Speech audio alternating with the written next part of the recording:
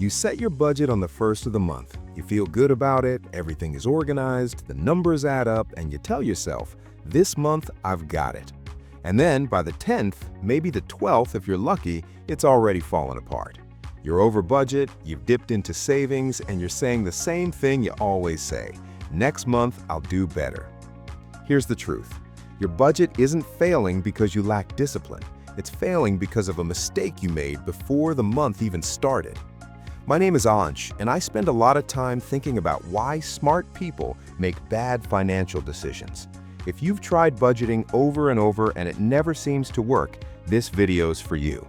Because the biggest reason budgets fail has nothing to do with willpower. When most people create a budget, they start with income, then they allocate. Rent, groceries, gas, subscriptions, maybe savings if there's anything left. The math works perfectly, and they think they're done. But that budget you just created, it's a fantasy. Because you didn't budget for your actual life. You budgeted for the life you wish you lived. Research shows that when people make budgets, they underestimate their spending by about 20%. And the people who are most motivated to get their finances under control underestimate the most. Why? Because when you're budgeting, you're not thinking about reality. You're thinking about ideal you. Ideal you cooks every meal. Ideal you never impulse buys anything online.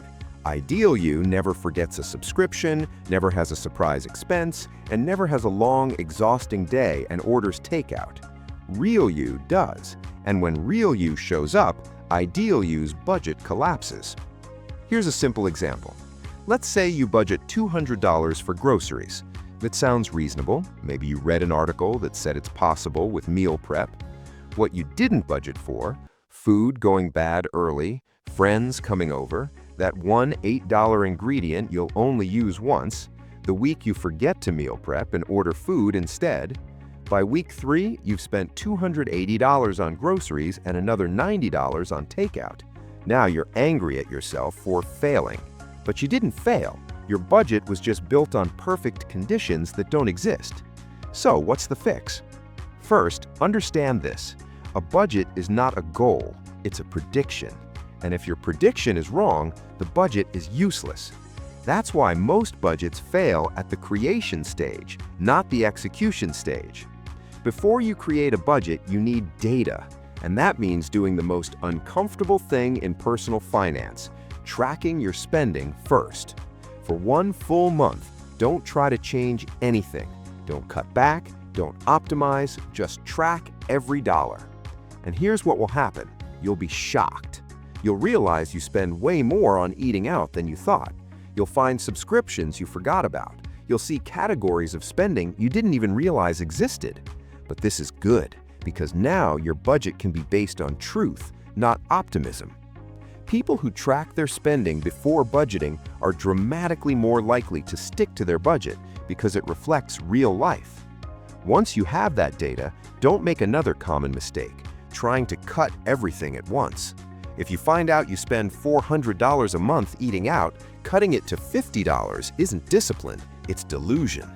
Instead, aim for realistic reductions. Maybe $300 next month. That's progress. That's achievable. A budget that you slightly miss is infinitely better than a budget you completely abandon. Now let's talk about structure. Most people create overly detailed budgets with 20 different categories, and it feels organized until life happens.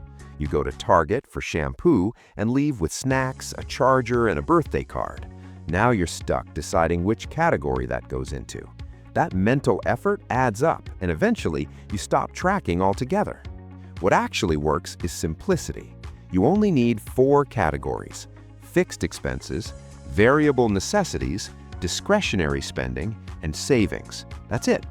Savings should happen automatically at the beginning of the month. What's left is yours to spend without guilt. This changes everything psychologically. Instead of budgeting as punishment, you budget as intention. Here's the final mindset shift. Most people fail because they're budgeting for someone they're not. They're budgeting for a version of themselves that never gets tired, never slips up, and never lives a real life.